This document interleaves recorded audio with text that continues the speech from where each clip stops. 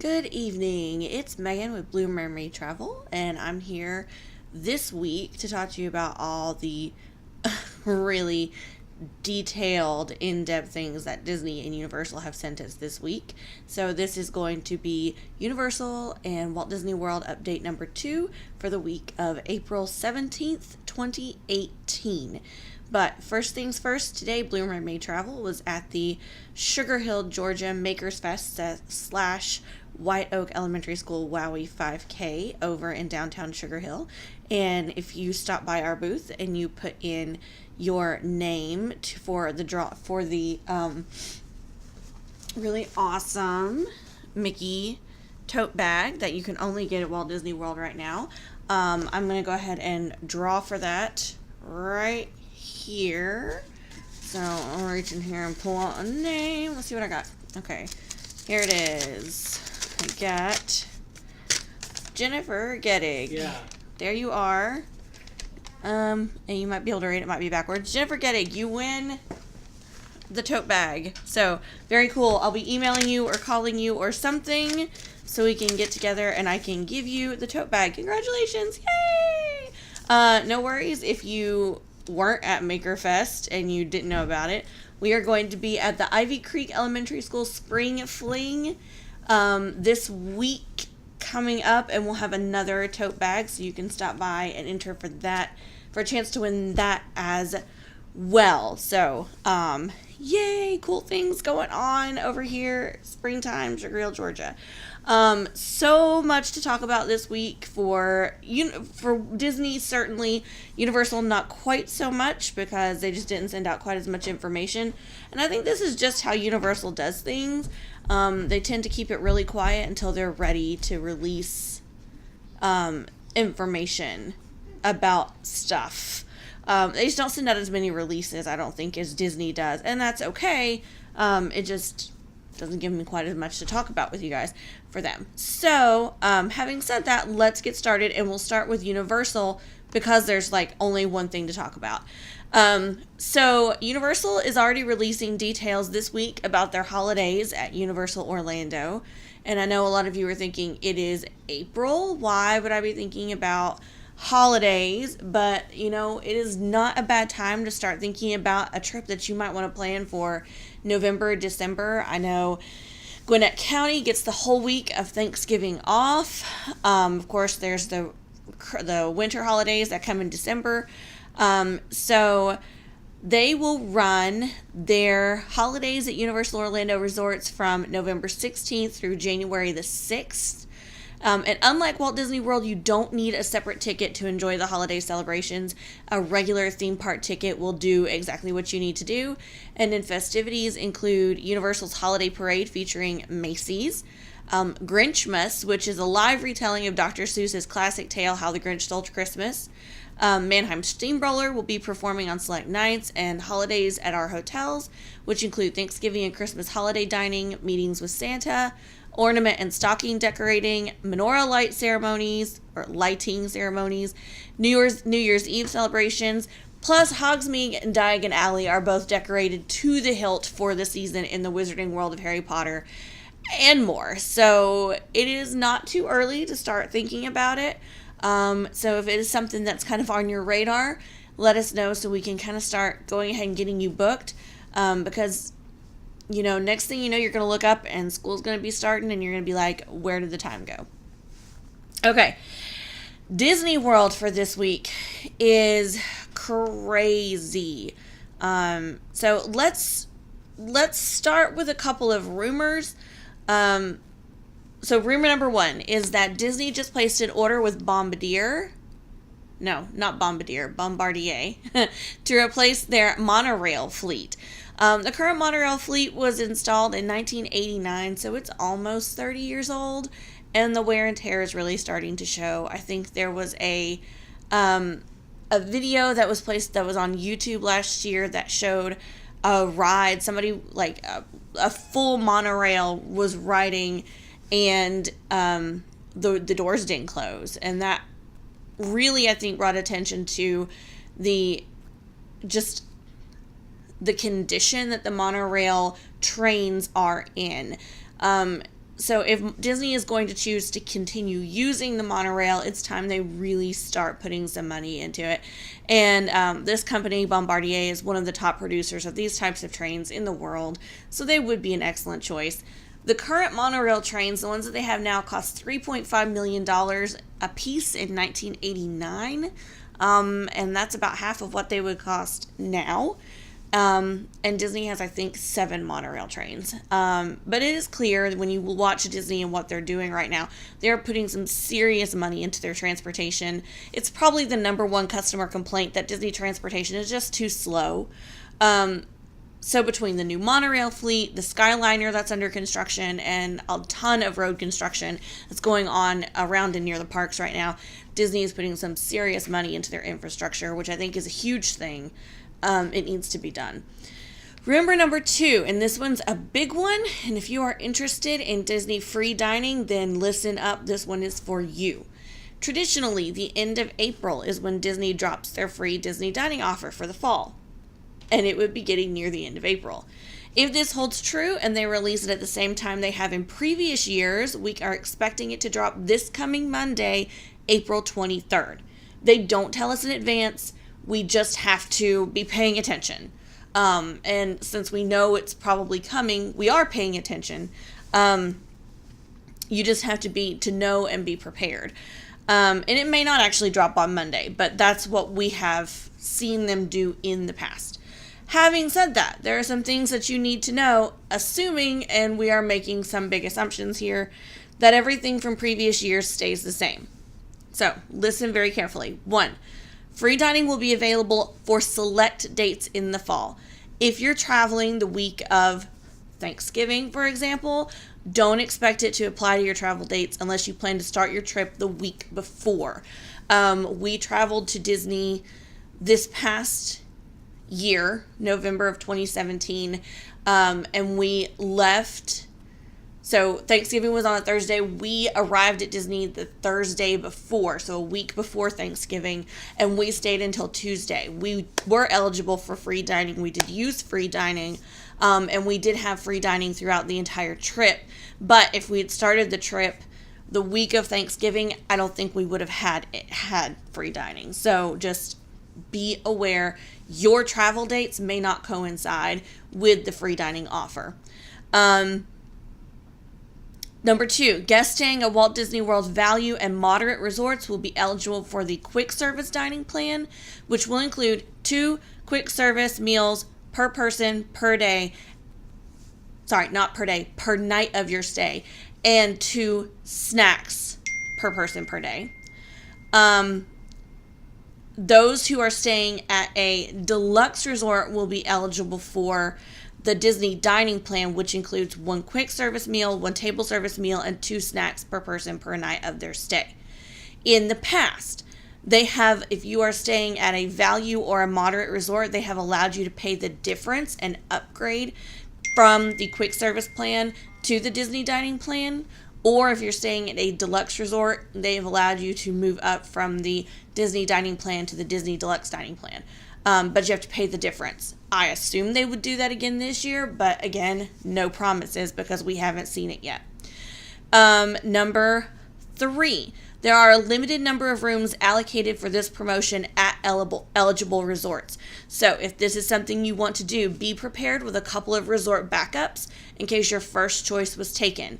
So last year we had wanted to stay at Boardwalk, but it was completely booked. Those the Disney dining available rooms were completely booked, and we wound up at Yacht Club instead, which is fine. But that was just something that we had to be aware of.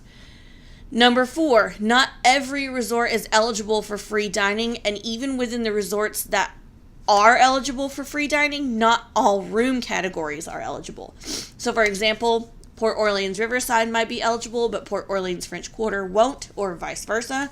It's very rare that you see both of them are ever eligible for the same promotion at the same time. And at Art of Animation, the family suites will probably be eligible, but the Little Mermaid standard rooms probably won't. So, anyway, the takeaway message from this is if you want free dining, then we need to make a plan like this weekend, Sunday, today so that on Monday we can be on the phones, because wait times will be insane and the website will be packed. And I know this because we've seen it. Wait times will be hours, and either you can have us do it or you can do it yourself. So, but that's part of going with the travel agent, is that we're the ones that sit and make the phone calls and sit on hold for hours. You don't have to do it. So anyway, that's it for Disney speculation. Let's talk actual releases for this week. Tickets for Mickey's Not So Scary Halloween Party, Very Merry Christmas Party, and Disney H2O Glow Nights are now available. And I love me some Halloween party and Christmas party, but let's talk about this H2O Glow Nights, which for some reason I was not familiar with. So just like the Halloween and the Christmas parties, the H2O Glow Nights are separately ticketed events. So you will have to pay for a separate ticket. But this one takes place at Disney's Typhoon Lagoon Water Park, and it's a part of their incredible summer celebration. Toy Story Pals will throw glow parties on select Thursday and Saturday nights starting June 21st through August 11th.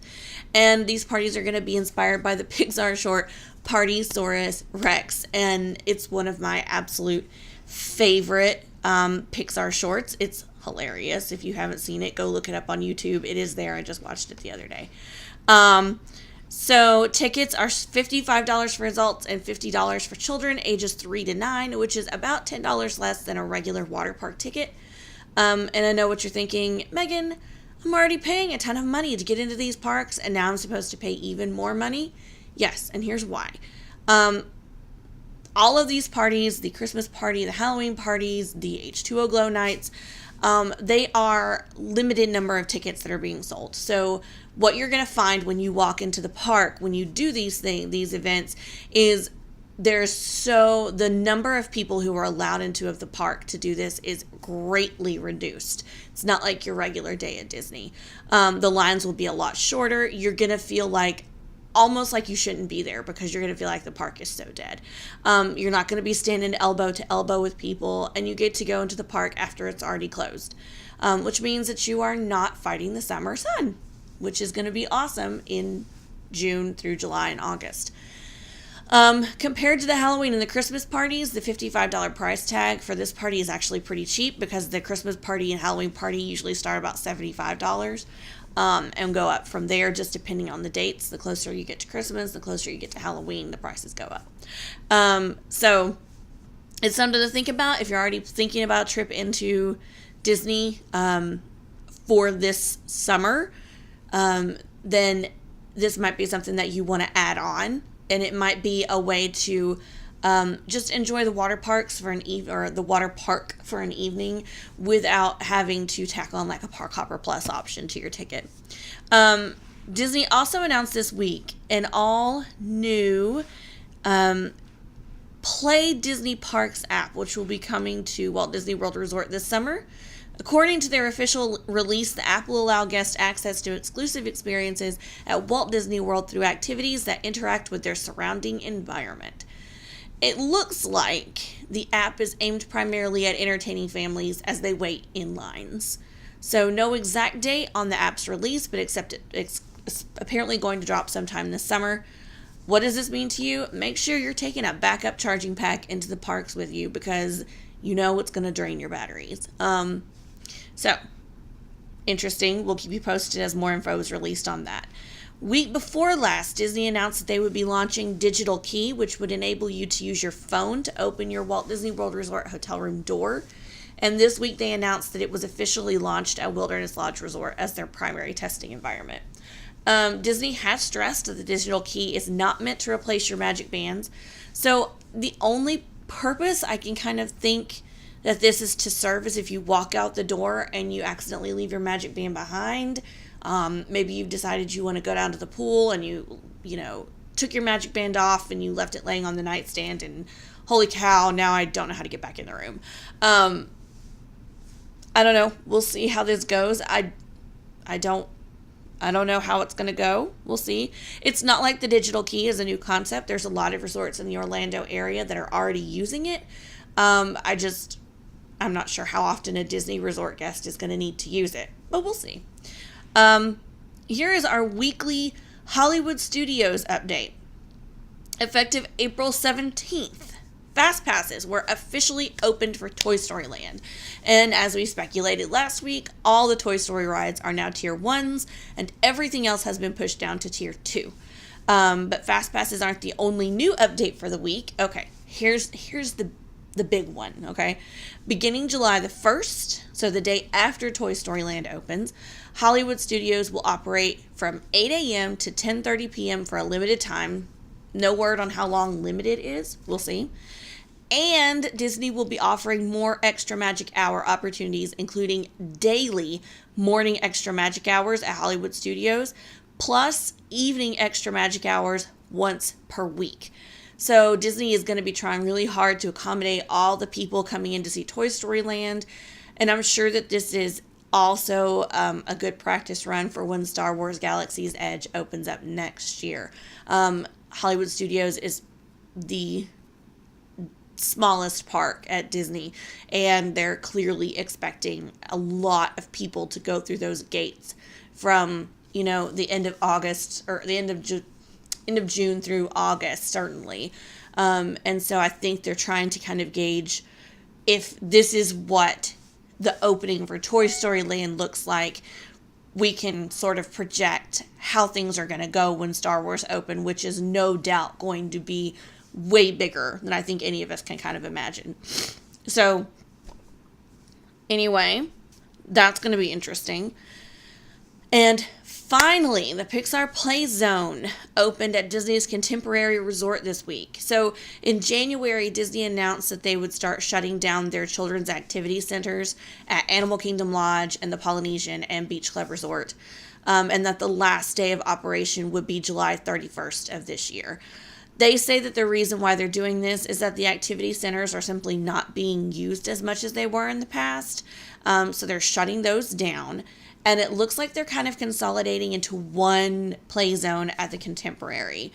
So as the name suggests, the Pixar Play Zone is Toy Story themed, Toy Story and Incredibles themed. It looks like there's some car stuff. I mean, it's kind of Pixar. All of it's kind of Pixar themed, but they really kind of hammered home Toy Story and Incredibles in their press release. And it is available to children who are potty trained between the ages of 4 and 12. And the fact that they moved up the age from 4 to 3 is kind of telling. Maybe they were finding that there weren't a whole lot of 3-year-olds that were potty trained. I don't know. So the Play Zone will be open nightly from 6 to 10:30 p.m. The doors open for registration at 5 p.m. And the cost is $65 per child.